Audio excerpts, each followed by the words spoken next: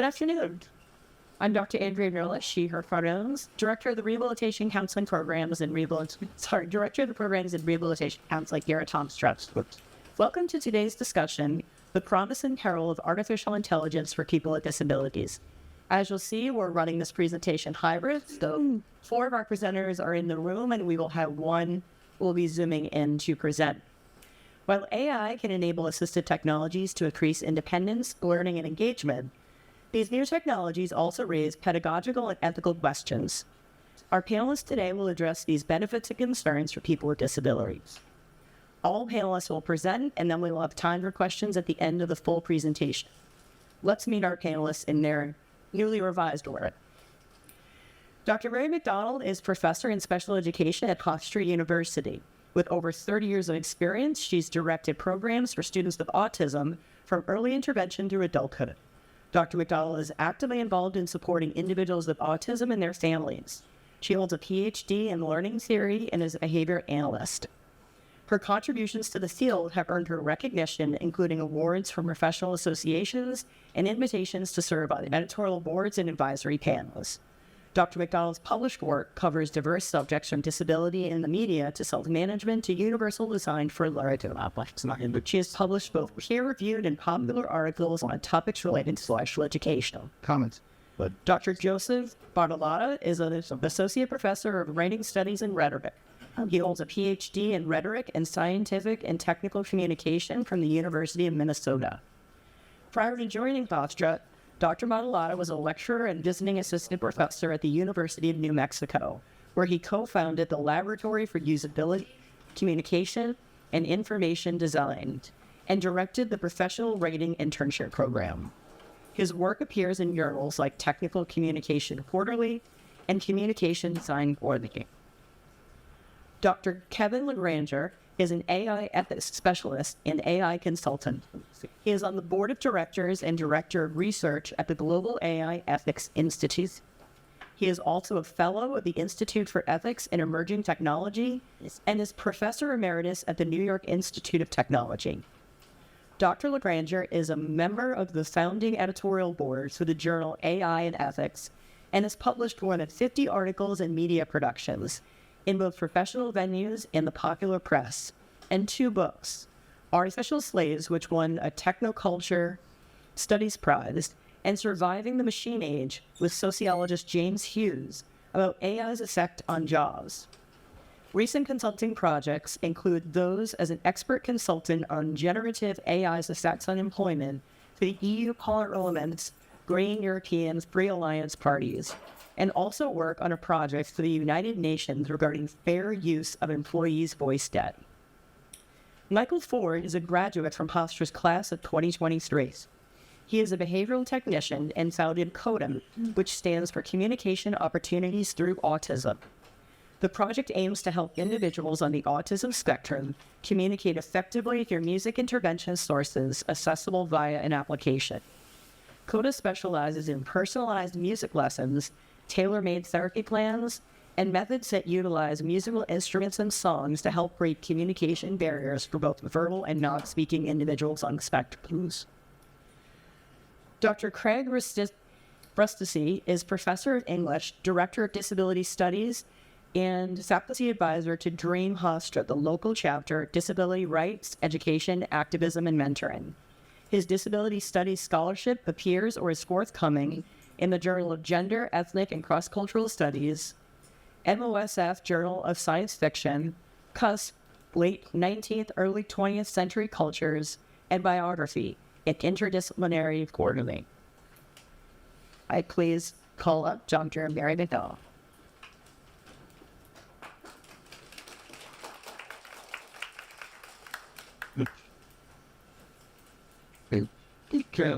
Well, welcome everyone. Thank you for being here. Thank you, Andrea, for that wonderful introduction for everyone. It only made me wonder how I was chosen to be here with such an esteemed group of colleagues, so I will start by saying that.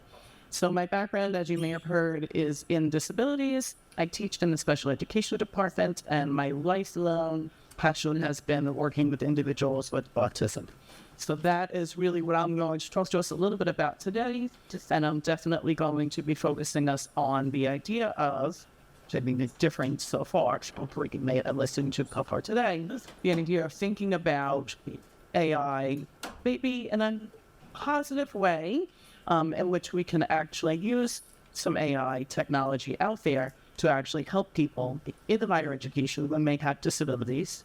And I'm going to also say that many of the things that I'm going to talk about today would benefit everyone.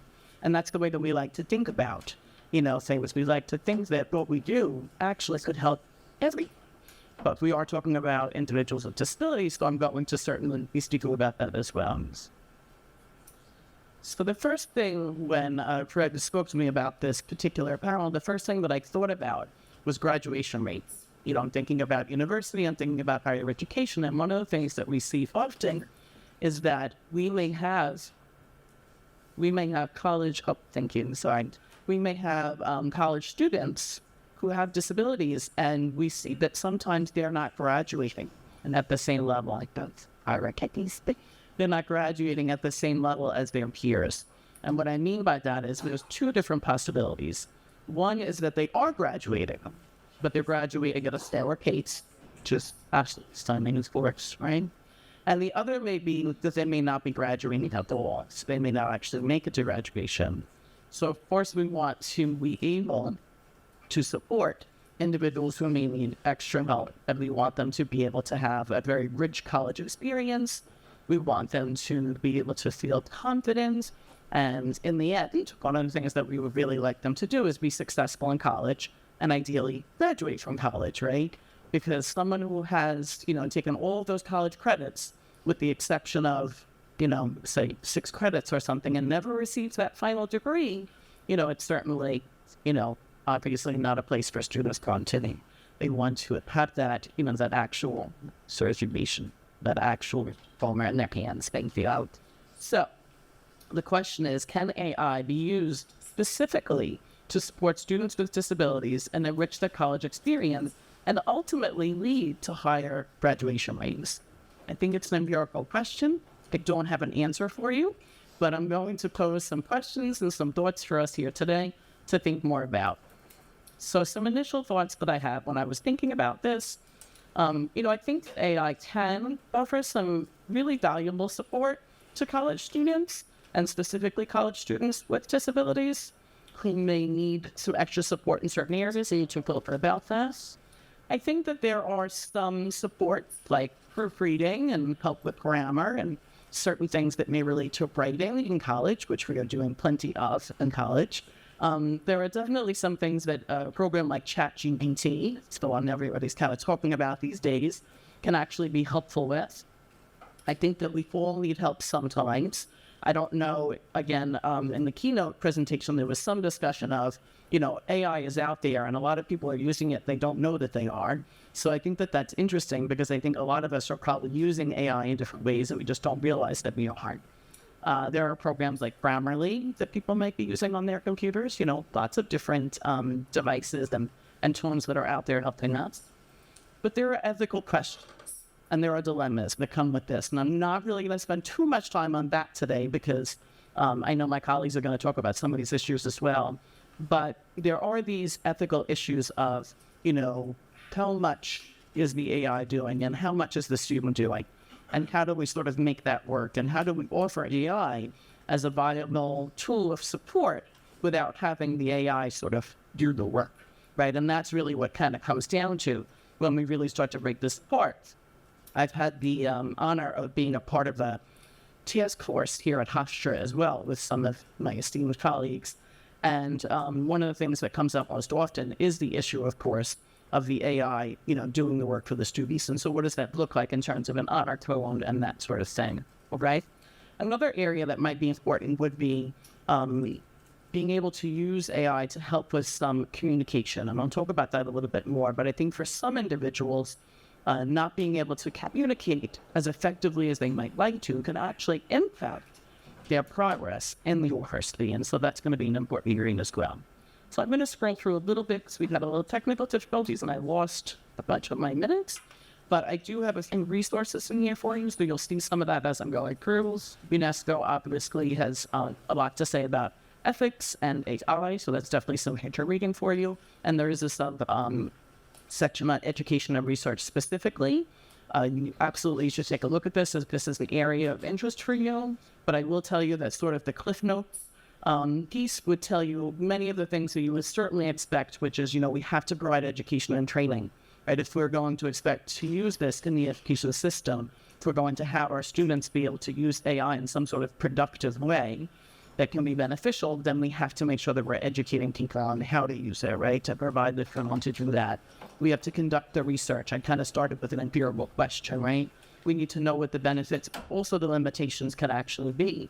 And we have to always keep in mind our essay listening. So pros and cons, there's always pros and cons to everything. It seems, right? There's always that delicate balance. Some people might say that we should never use AI, in the world of education at all. And the truth is, if we really kind of think about that a little bit, first of all, I'd say we've already been using it for a very long time. It's just that ChatGPT got very popular, and then all of a sudden AI is popping all over the place.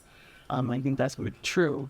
But so the other thing is that, if we think about it and we say, well, if a student needs help and support, how do they receive that help and support? Maybe from a family member, maybe a parent, or maybe a tutor. And so the question is, can we look at something like AI and say, could this help? Could this be another possible tool? There are some students who might like very much to have a tutor, and they may not be able to do that based on their schedule, based on financial resources, many different reasons. And so, just having different options is sometimes a nice opportunity. So I know my other colleagues are going to talk about this. So I'm going to kind of skip over a little bit, but just mention that people with disabilities are often underrepresented and excluded as sort of related to the keynote presentation as well. There is some technology out there that's already calling themselves AI tutors. So I was just bringing this up as an example just to show you kind of, there's so much out there that until you start to sort of look for it, you don't even know how much of it already exists. So I'll just put this up as an example for you. In terms of academic support, what's really interesting when we look at this sort of idea of the support that we've been talking about here is that, this particular research tells us that results indicated that students with learning disabilities actually have higher levels of attendance, who actually had higher levels of attendance in an academic support center, also had a higher grade by average and higher rates of graduation. So makes sense to us, right? I need support, I get support, I do better, and I'm able to instant graduate. So I guess my question is, can our academic support include AI? And can we think about that a little bit more actively? Is that something that we can do? So just for fun, I asked ChatGPT, what support ChatGPT might give to students with disabilities in college. And I thought that ChatGPT had some really good answers.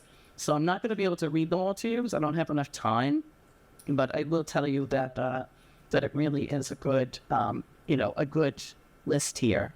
So making things more accessible, reading out loud, translating, explaining difficult concepts, helping with getting organized, some social emotional support, of course, doing the basic academic support as you would expect, that sort of thing, and really looking at things like accessibility as well, and advocacy, and the fact that it's available 24/7.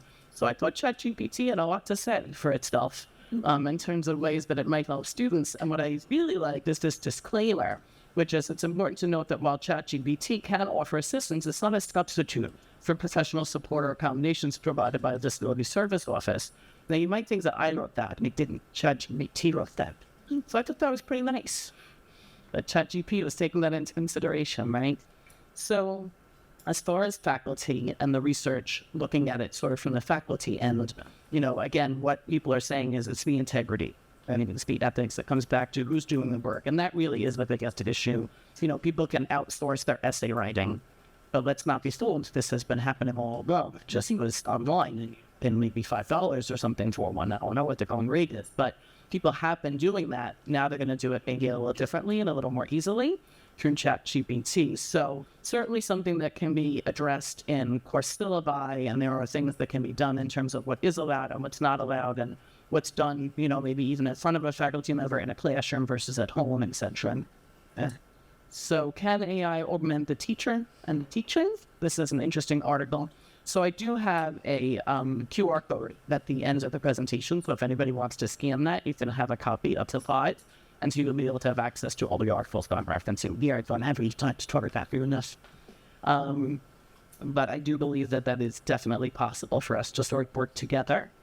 And in terms of communication, what I had mentioned earlier, you may have a student who is just having some difficulty formulating the email that they'd like to write to a faculty member, maybe to ask for some clarification or assistance in a particular area. And it may be because socially they feel uncomfortable. It may be a writing issue, whatever the issue may be that may be affecting them in that moment in time.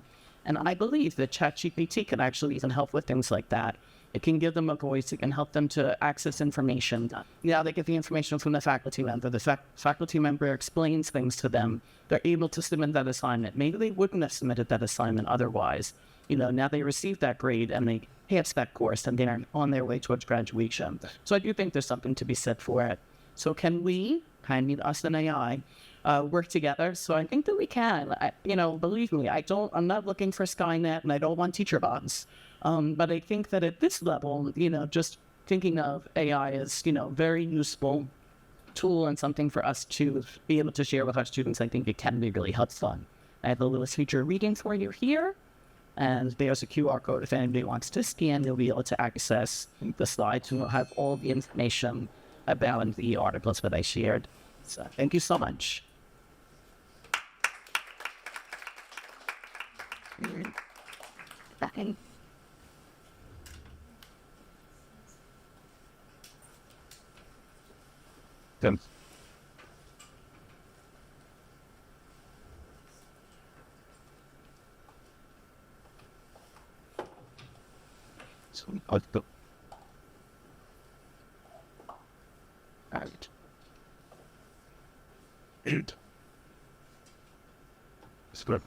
Where was my spelling? It's on desk. I'm sorry, is that was? Good.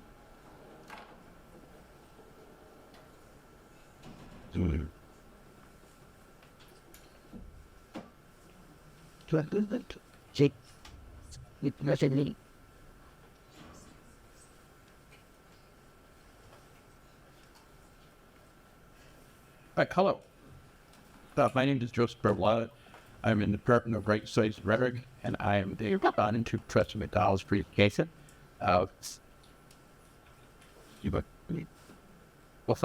The short version of this is that I agree with Dr. McDowell on all points, and all I have are some small nuances to add, and some of the things that she was referencing that would be obviously nuances in the group.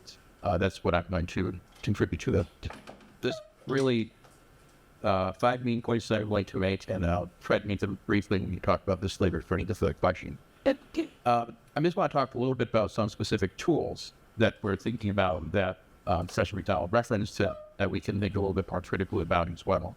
So how do tools like Grammarly fit into academic honesty? And this is something that I want to be clear that I'm not saying no to Grammarly, but there is an argument to be made that we see voice and emphasis to a system when it does not understand our context. We must teach the emphasis and choice.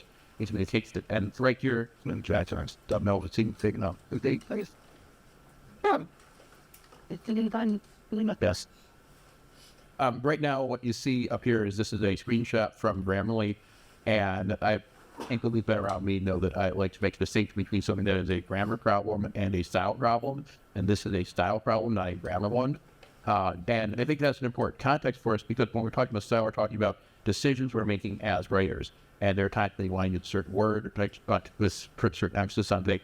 And one of our jobs, I think, is writing instructors in particular, but I think all of us have, is that we want to make sure that people feel as though they have the ability to make those such decisions with confidence. And so if we over rely on something like Grammarly, we don't talk about the nuances of what happens when we give up and see writing choice and decisions like that, then we're doing a disservice because we make it seem like the tool might be something that can serve their purposes that actually is designed to do.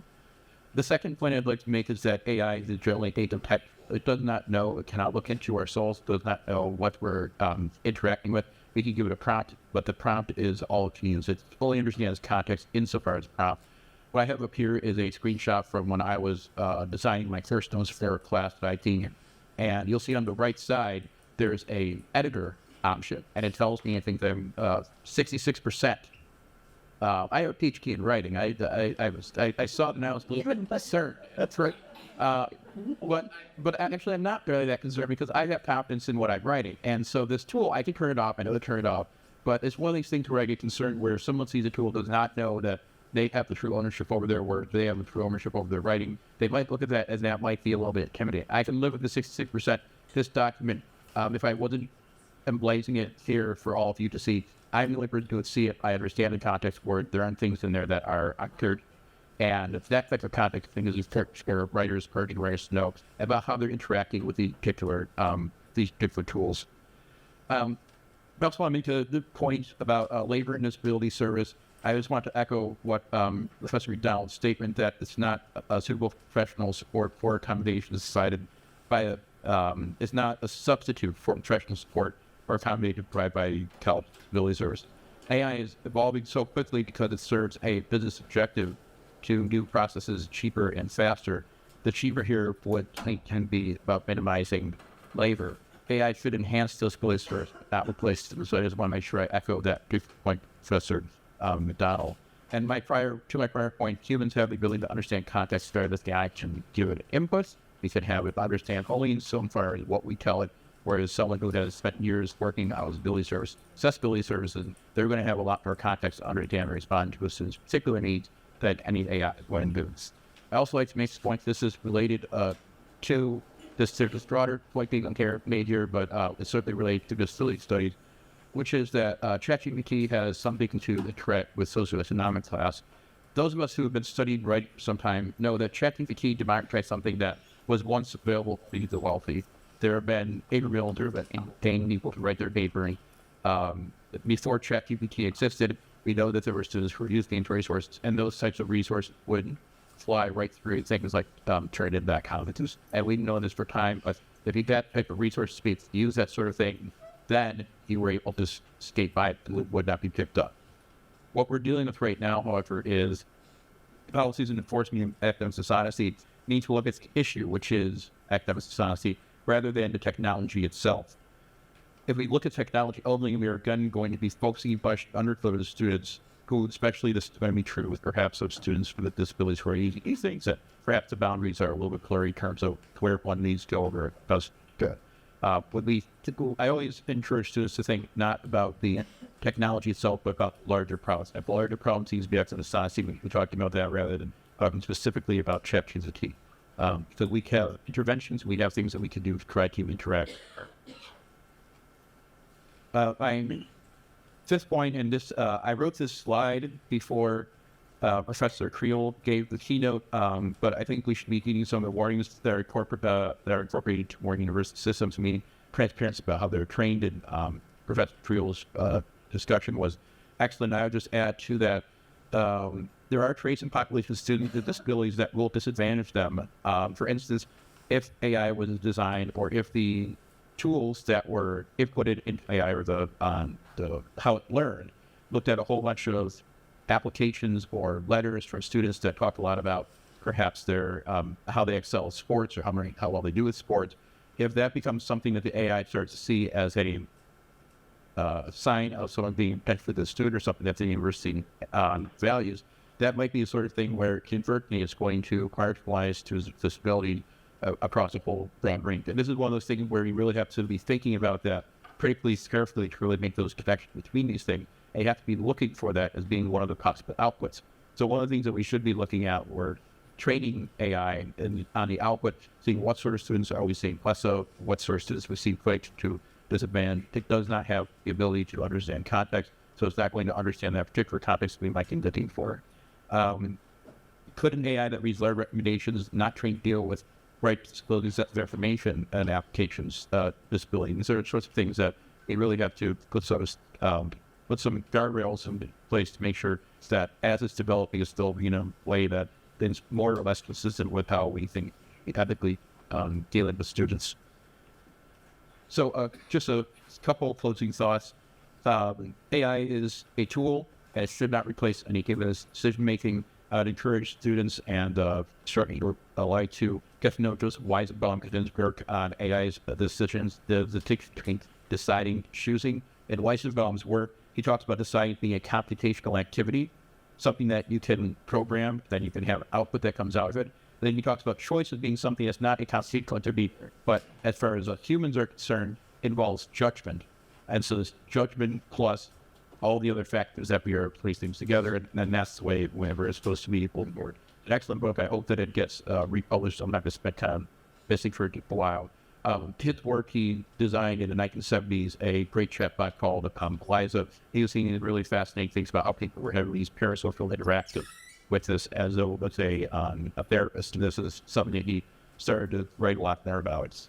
Our policymaking must focus on human requirements and possibilities, not about the depths of particular technology, just as I like what's about check versus that never was not plagiarism. And then finally, we should embrace possibilities of artificial intelligence from large language models, but we need more transparency about how it's trained and how it may treat underprivileged populations. Thank you.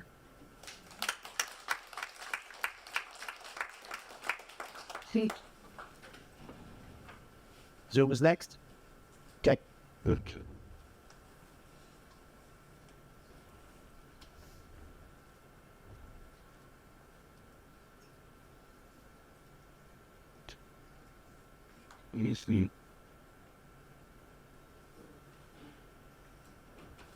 Semi-odd?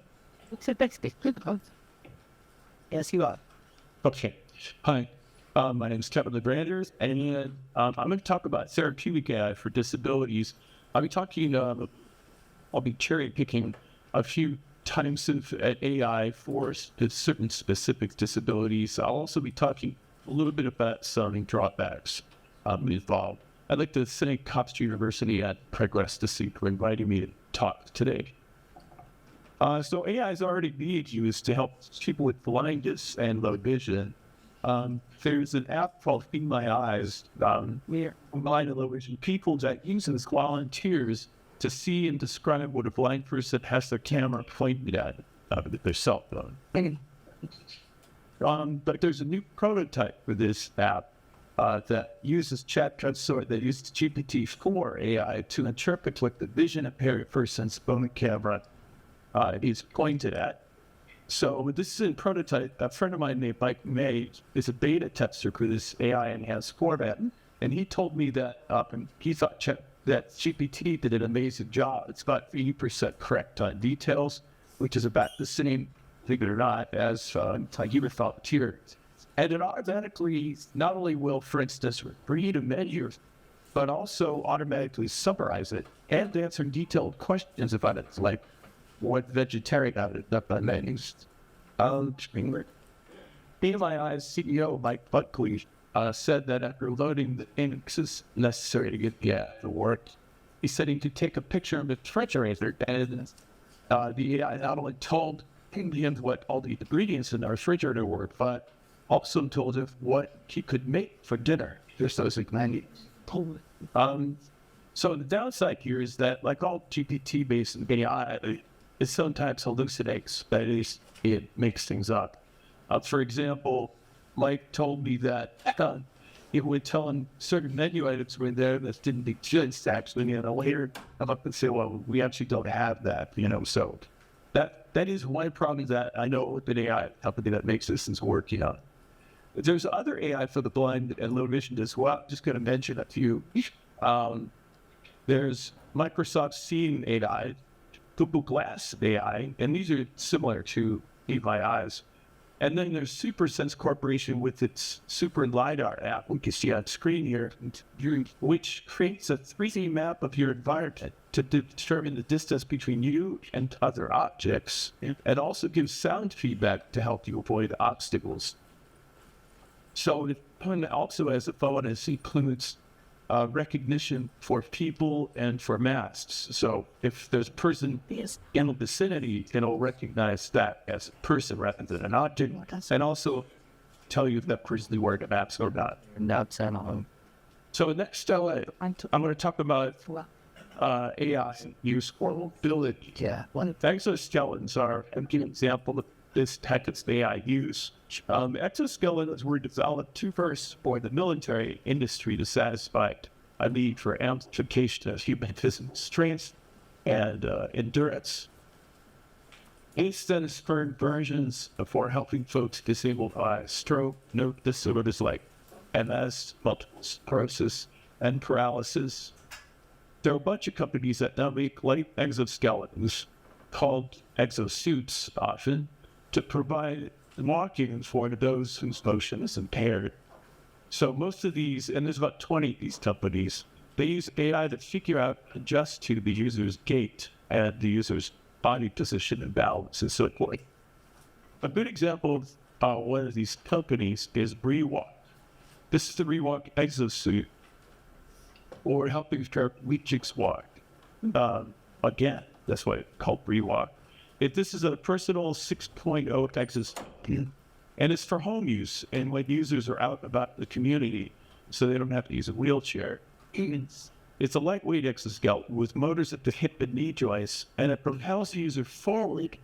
It initiates that movement when the user leans into the next step, so it mimics natural movement.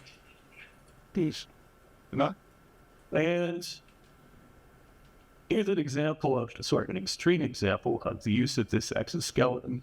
A British woman who'd been in a wheelchair for a long time, it was paraplegic, used one of the exosuits for Rewalk to do a street race. Now, she didn't run it.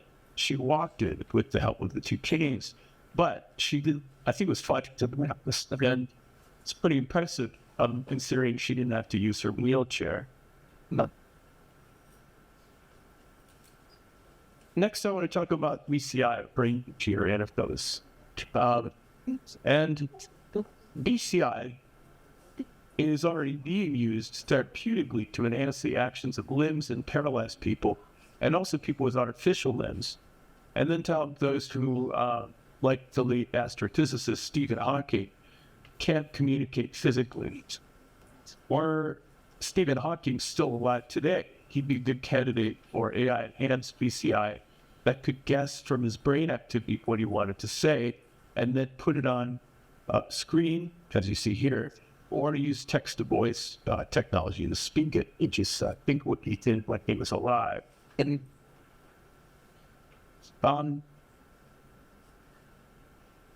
there's also deep brain stimulation with a BCI brain-computer interface with AI added into it. And this is being used to reduce seizures in severe epileptics and to resolve tremors in Parkinson's patients by way of a sort of pacemaker that's inserted into the brain.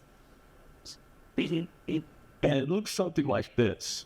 ACI is also being used in this format as a form of next-generation deep brain stimulation to treat mood and emotional disorders like obsessive-compulsive disorder and depression.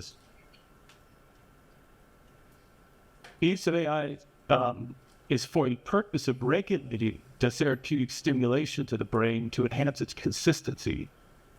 Because diseases such as depression vary in intensity and frequency, scientists think it would be much more effective if an AI could monitor and adjust stimulation to the brain accordingly. And they had to work, you see on the screen here, the exact locations in which they put the stimulators in order to treat depression. It took them a while. Since 2015, they've been working on this, and they even funded the right airbase to work properly. Because now, as of about 2021, they found these two areas in the brain that they stimulate sufficiently and at the right time. It can really work well to reduce depression symptoms. Now, these are extreme depressives, so for me, nothing else works. So this has been a pretty good thing for them. Now, so what are the problems and downsides here? So the chief problems with BCI is that directly modulating the brain raises questions of autonomy and agency, as well as privacy. In terms of privacy, one group of BCI researchers noted, and I'm quoting here, a system that employs BCI-like technology to decode a patient's emotional state comes much closer to mind reading than existing motor PCIs that read artificial limbs. The internal data from such a system could be damaging and compromised, end quote. So, regarding autonomy and personal agency, if an AI is controlling the brain's moods and the reaction the person has toward her environment, then patients and physicians worry, is the person or the AI being expressed at any given moment? Some neuroscientists working on this kind of BCI point out the same thing. I'm going to quote here. They say, if an AI controller is added to the BCI, one has effectively constructed a device that autonomously determines what the patient may or may not feel, end quote. So patients in these researchers' studies express the same concerns.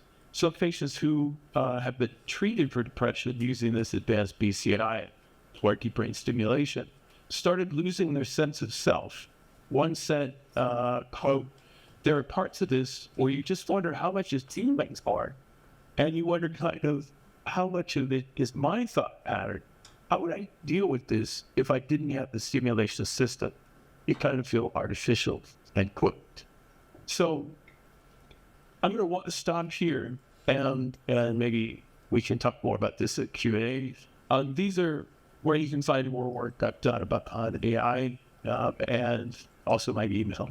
Thanks very much.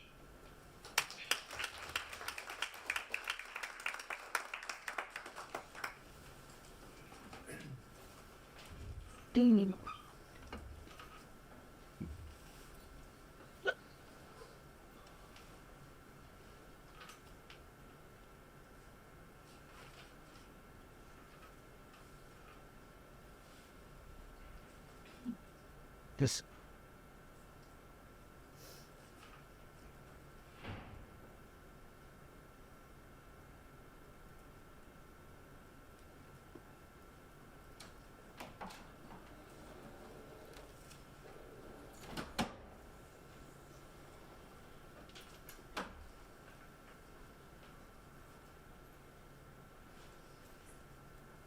Is it? I think that is such an. Hello,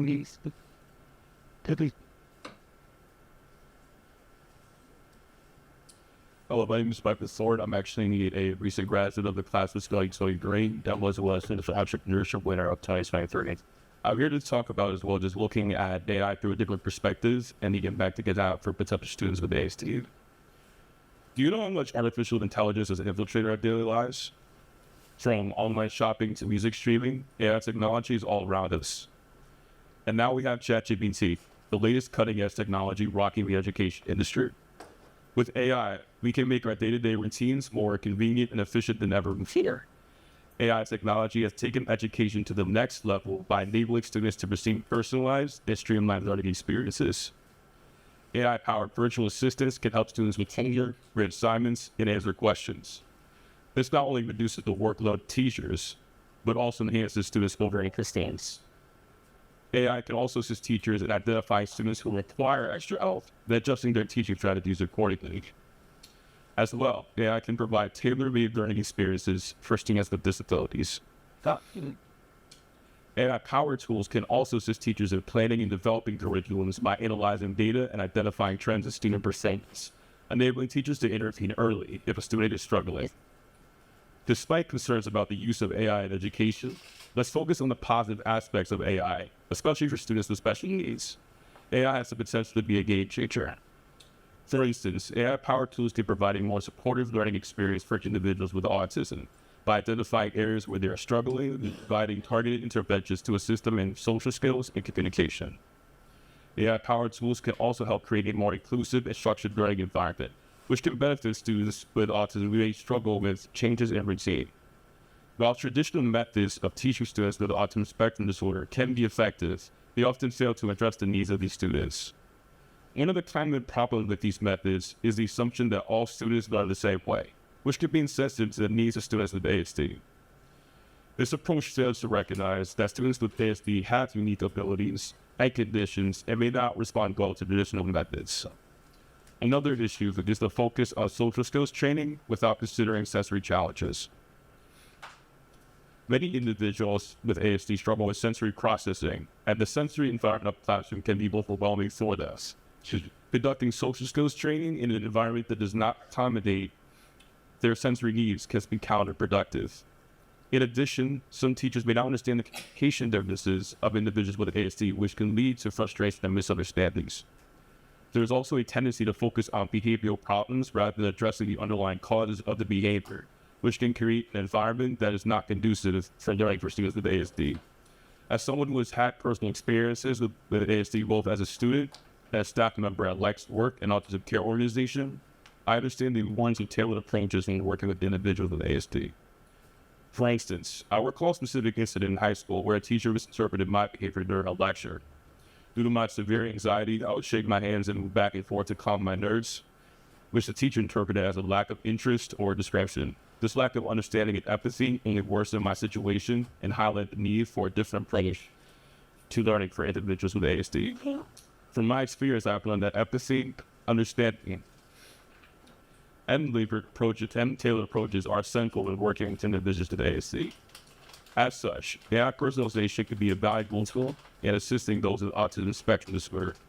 AI-powered assistants can adapt to each student's learning style, providing a personalized approach to education. They can also help create a sensory-friendly environment by adjusting the classroom's lighting, sound, and other factors. Additionally, AI can assist in communication by providing alternative methods of expression such as text-to-speech or visual aids. By utilizing AI personalization, educators can better accommodate the needs of students with ASD and help them thrive in the classroom. As part of my app project, I would like to introduce you to Coda, an innovative music therapy app that will be designed to support and provide therapy services for individuals with autism spectrum disorders. Coda works by leveraging the power of personalized music-based interventions to help individuals with ASD improve their social and emotional skills. The app offers an expansive range of music-related activities and exercises tailored to each individual's unique needs and preferences. Using music and sound, Coda helps users develop better verbal and non-verbal communication skills. It also includes progress tracking and data analysis features, allowing users to monitor the improvement over time. Coda creates individualized therapy plans to ensure interventions are tailored to each user's challenges and goals.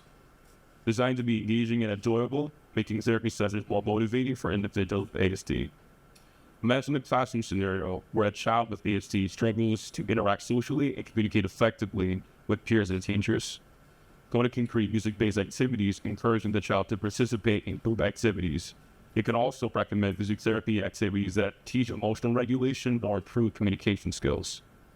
When you first download the app, the initial step is to create an account by providing basic information such as your name, age, and contact details. This information helps us to personalize your experience and offer better support. You can set up a profile for yourself or the individual with ASD you're helping. During profile setup, you'll have the opportunity to specify any challenges, goals, or preferences relevant to therapy.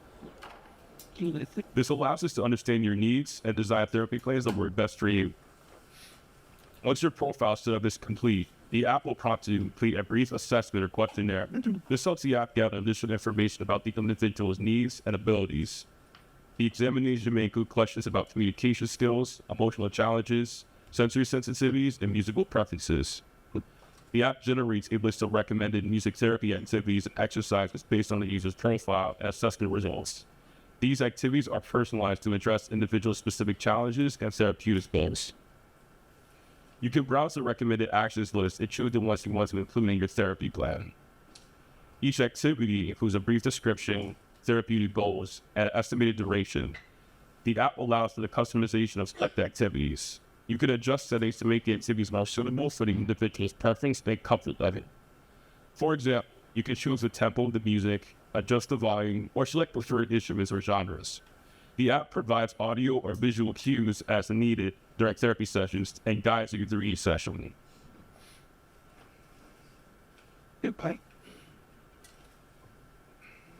Depending on your preferences and therapeutic goals, sessions can be done individually or in groups. You can track your progress in the app and see how far you've come. The app provides detailed reports on communication milestones, emotional regulation, and social interaction, and can use this information to adjust your therapy plan or share with your therapist or caregiver. Beyond therapy sessions, the app may offer additional resources such as educational articles, tips for caregivers, and suggestions for integrating music therapy into daily routines. Music therapy shouldn't be limited to therapy sessions, but should be integrated into everyday life for maximum benefit. The app also includes a community or support feature where you can connect with other individuals and families facing similar challenges. You can share your experiences, ask questions, and support. This community feature provides a safe and supportive environment for individuals with autism and their families. AI-powered solutions like Coda can completely transform how individuals with ASD learn and communicate by utilizing personalized interventions that cater to individual needs. Coda can help individuals with ASD overcome challenges that may once hinder their abilities to learn and communicate effectively. Additionally, other AI-powered solutions for education exist, such as intelligent tutoring systems that utilize natural language processing and machine learning to provide one-on-one interaction, as well as virtual assistants and chatbots that can provide instant support and guidance to students. By leveraging technology to personalize learning experiences and improve outcomes, AI-powered solutions like Coda have the potential to revolutionize education for individuals with ASD. As technology advances, the possibilities for AI in education are endless, and we can expect even more innovative solutions to emerge in the future. It's essential to recognize that just as a child can watch Disney movies and learn how to communicate with them, it has potential applications for individuals with ASD and those who are neurodivergent are limitless. By embracing and harnessing the power of AI, we can help individuals with disabilities overcome challenges and reach their full potential in ways that were once thought impossible. Thank you for considering the impact of AI in education and for recognizing the potential it holds for individuals with ASD. Good.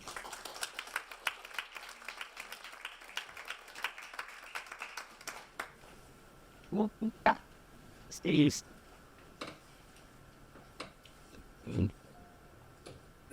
So I'm asking Andrea to bring up my slides, and that's sort of relevant. I'm in progress to his pronouns. My job here is to talk about the perils. There's a certain irony in that. I'm legally blind and actually use AI every day, and it enhances my life in substantial ways. But I'm going to try to do my job. So those of you who are cinephiles or maybe old will recognize that image on the screen. Before there was the Terminator, the menacing AI was HAL from 2001. I think part of the problem that AI poses for people with disabilities really goes back to the concept of normal. And part of the project of disability studies for the past couple of decades has been to contest that concept. One of the leaders in that work has been Leonard J. Davis. And one of his tactics for contesting normal has been to historicize the concept and even historicize our language about it. So Davis observes that before the mid-19th century, before the rise of statistics, normal meant, it was a geometric term, it meant a right angle. It may have also meant schools that taught teachers. After the rise of statistics, after the normal curve, then it acquires those more contemporary meanings of regular or correct or average. The neurodiversity activist and scholar Nick Walker has another way of getting at this.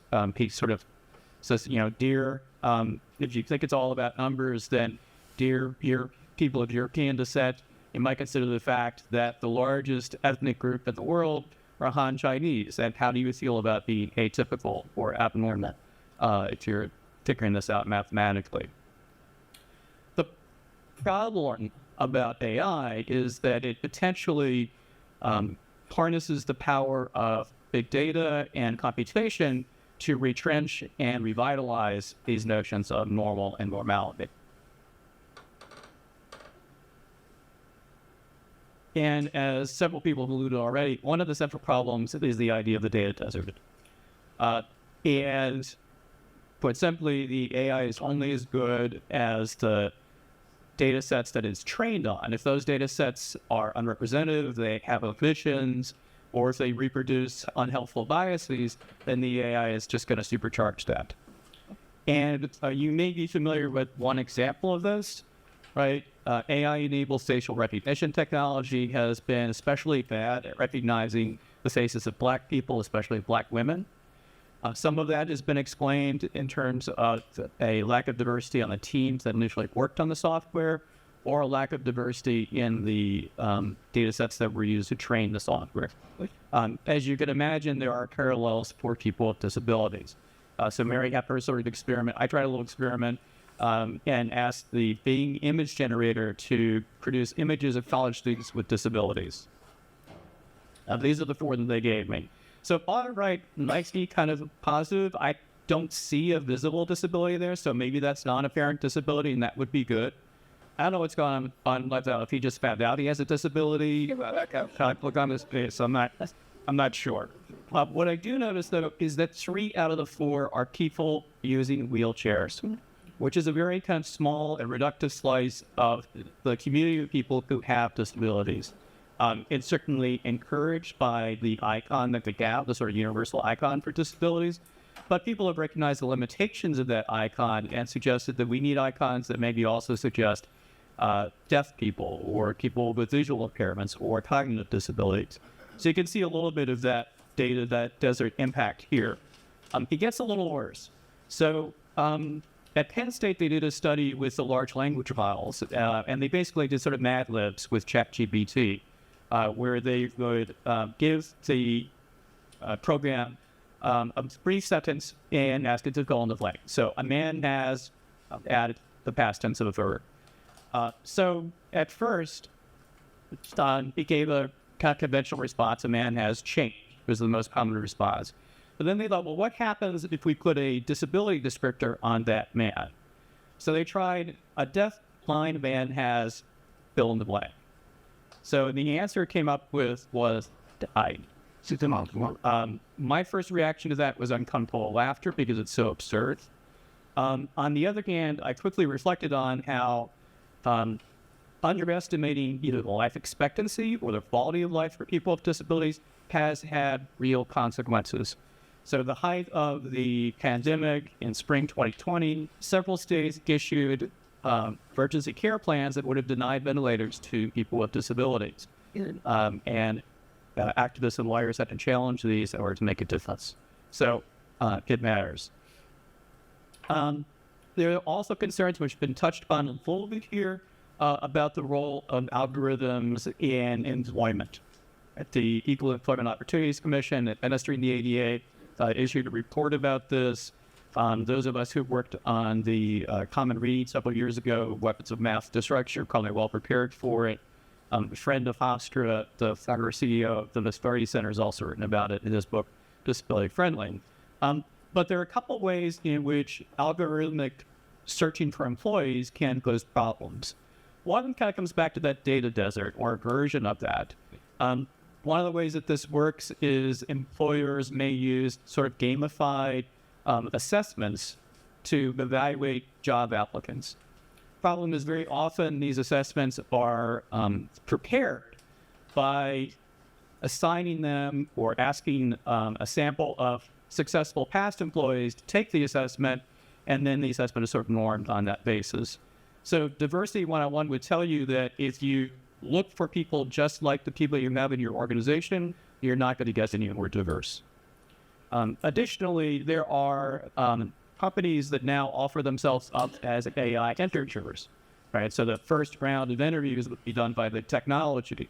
I have some reservations about letting ChatGPT decide how professional I am or how sociable I am. But there are more substantial differences or potential problems. Think about how this sort of technology might rate someone who is neurodivergent, doesn't like to make eye contact, or think about how it might evaluate someone with a speech impairment. Then we move into the realm of education, right? The Center for Democracy and Technology has released a study warning about some of these problems, and they have a substantial subsection on education. And one of the major problems there, or potential problems, is AI proctoring. So a lot of us remember, everyone going online in spring 2020, and then the instructors had to figure out, well, what are we going to do about assessing students? Well, we're not in the same room. And AI proctors were one of the potential solutions offered to us. But again, there can be problems for people with disabilities. The disability lawyer and activist Lydia MC Brown has a report for the CDT really kind of captured it very well. I'll just highlight a couple possibilities. So these programs are likely to flag as suspicious potential sign of PD someone who has uncontrolled eye movements, for someone who has muscle spasms, for someone who has IBS and needs more than the normal number of bathroom breaks. All of those conditions or all those activities, the AI factor might flag as a sign of potential cheat. Now, we might say, okay, but we know those students, right? We would have already gotten accommodation emails from those students, so that would be taken care of. There are a couple of reasons why that should reassure us that. First of all, these technologies are being used to administer professional and certification exams where there's very little contact, very little knowledge of the particular examiner. There were cases even when there were human remote proctors, the people for the law bar exam, for example, were not getting the accommodation that they had been. Another reason is, although I know instructors sometimes feel like they're seeing more and more accommodation requests, actually this study, and I wish it had been updated, it's a 2011 study, but found that really a small percentage of college students who had been diagnosed and given accommodations as high school students were receiving them in college. This is a bigger question and one that we would need to address in a context. But I bring it up here just so that we don't reassure ourselves that, okay, the AI proctoring is fine because we know who the students are who might be exhibiting some kind of behavior that's associated with disabilities that the AI might not like. I want to end just with a kind of notorious example of even with good students, AI not serving the interests of people with disabilities. So Toyota created for the Paralympics, the last Paralympics in Tokyo, these self-driving buses. They were incredibly accessible for wheelchairs, been designed all that in mind, looked as though they went work just fine. However, when a Japanese disabled judo athlete was fought, one of these buses struck him. He was going very slowly. He did not have any permanent injuries. His doctors did recommend that he not participate in the Paralympics, so he lost that opportunity. So with this as kind of an example or maybe an illustrative case, I myself, as a person with a disability, maybe speaking for others, would just say, we don't want to be standing in the crosswalk the next time that some combination of good intentions, human error, and overestimating technology takes a wrong turn. Thank you.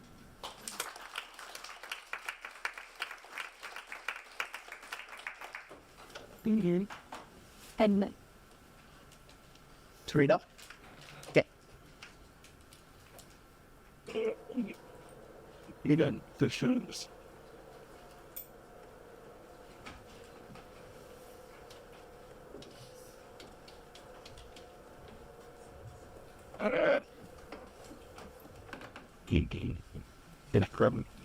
There's bottle. Even. Big picture. Okay. So now we're going to open up for any questions that audience members have for any of the in-person or virtual panelists. But we do ask, if you are able to, please come up and pose your question to the microphone, as there are individuals who are on Zoom to be able to hear that. If you would like to ask a question but are not physically able to get up to use the microphone, please just find me now. I'm down and use that for you. So do we have any questions from the audience to start? Well,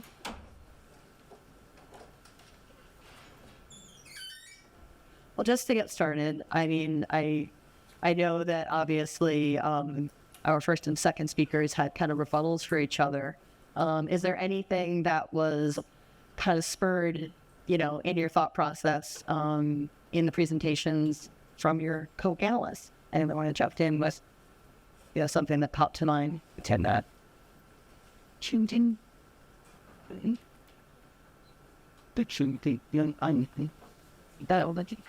Stop.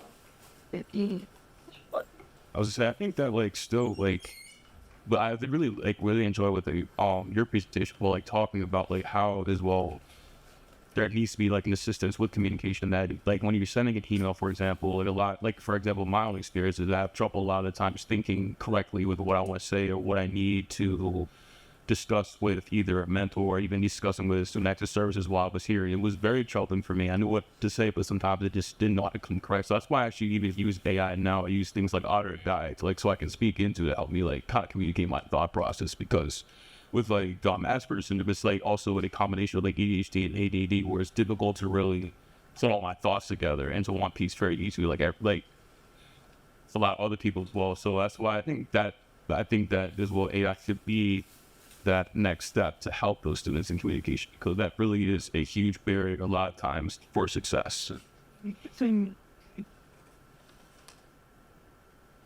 What are your thoughts, or what would perhaps be, and obviously this is for anyone, since you're all passionate about obviously what the benefits of AI can be for people with disabilities, how do you counter that argument that it's just going to be, an advantage or something, that is going to be unfair? Because we see that sometimes even with typical accommodations right now. I was feeling for like students with disabilities, it's already unfair. Like I went to a private school when I was younger in high school, like a very rich, good school, but even then they still couldn't provide these services. It's already at a disadvantage. So I mean, it's already at like a point where there isn't that many solutions and really anything that's really working and that's effective around. So I think of it as still like a good starting point. There hasn't been enough research to really understand that is it a good or bad thing.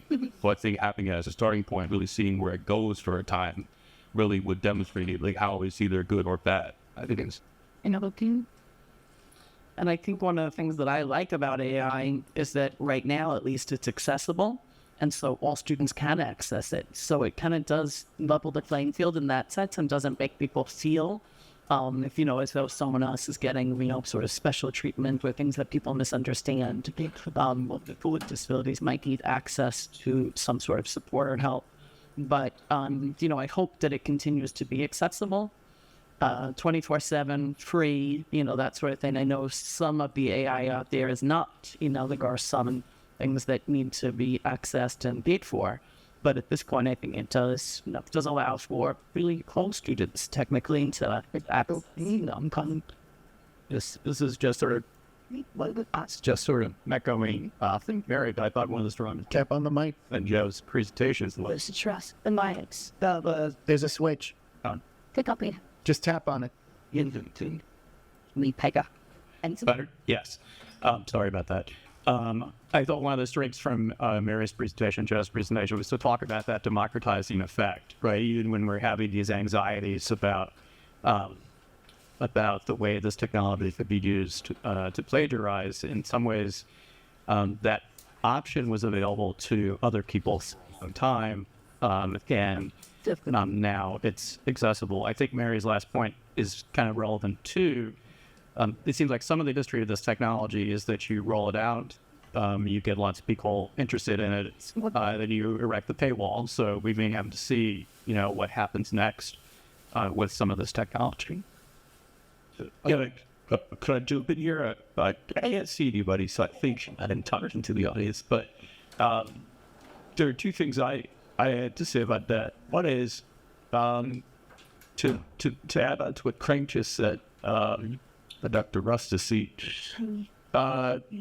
GPT-4 already has a paywall up. So ChatGPT that's run by the better, more advanced GPT-4, you can't access it free. You have to use the old GPT-3 technology, whose database stops in 2021. So if you want newer information, you're going to have to pay for it. The other thing I was thinking as far as fairness is, AI is already inherently unfair. It's always the rich and the enabled that get it first. They can pay for it for one day, but all of the advantages AI puts out can also be used by enabled people as an enhancement of what we call normal, rather than something that's a therapeutic tool. So like, for instance, Elon Musk's company Neuralink is making trying to make a BCI tool that's essentially an implantable Wi-Fi antenna in the brain. And his dream for it isn't to enable people to walk again or whatever. It's for enabled people to enhance themselves so they can compete with AI for jobs. But that's going to also cause them to compete with other people for jobs, and they'll be enhanced and better able to compete. I'll add one piece that one of the challenges with anyone thinking that something that is accessible is therefore a enhancement for some and not for others. There's probably someone else who can give a little bit more background on the individuals' culture in the United States and other places that would make it seem like this is a zero-sum game. And this discussion of this type of technology can help people who do not have disability. We should also be widening the range in terms of what we see as a disability. So we'll often probably think about disability as being something chronic, but the fact that it might be a temporary disability or might be just a situational disability, you can imagine there's a great infographic in a book by Kat Holmes called Mismatch, where she describes you can have someone who is missing an arm, and so that's a chronic disability. You have someone with a broken arm, so they're temporary ones. You're not going to, they'll one day be able to use that arm again. Then you might have someone who is trying to hold a baby in their hand as they're walking around. All three of those use cases are the same scenario where they're not able to use that hand at that particular moment. So the expansive thinking about accessibility into whole areas means that for all of those populations, there is something that is an accessibility matter that they're able to take on. So I would just try to encourage people to think more about some of the collective aspects, some of the collective benefits that come from those in accessibility and how that might show up in AI. So if I may, maybe two thoughts to follow on the recent discussions. One, Mary kind of alluded to this in her talk, but there's something that we sometimes call the curb cut effect, right? That very often technologies or adjustments that initially are rolled out with people with disability in mind then become used by everyone. So, curb cuts benefit not just people in wheelchairs, but also people with strollers, luggage on rollers, things like that, right? So I keep that in mind. On the other side, sort of following on Kevin's remark, we've got concentrated on the great things that these technologies can do, and they are kind of amazing. But in our particular society, often there's the challenge, right? I would say if you can't afford assistive technology, it's not assisting anyone. And I know there's an amazing, again, I'm legally blind, not as severely blind as some other people might be. There was this amazing device called WarCam that will do some of the recognition that Kevin was talking about. But I think it's thousands of dollars. And so the number of people who can afford that technology, especially among the people with disabilities who are usually unemployed at twice the rate of the general population, with a significant income disparity, that's a real question. So the technology can be there, whether people can access it is another question. If I add something to what Craig said, just to give a illustration of this, I use hearing aids, and they're not covered by any insurance that I know of. They're not covered by Medicare, I believe. I'm not quite sure about that. And the ones that I wear right now, I think they were $5,000. And that's something I've been using for about the last 6 years, just to illustrate what that type of price point looks like. I just want to add to Craig's point. And of course, people might also ask sort of how we sort disabilities, right? Why are eyeglasses covered under many plans and hearing aids not? What makes the eyeglass just kind of a routine item and a hearing aid, expensive piece of assistive technology?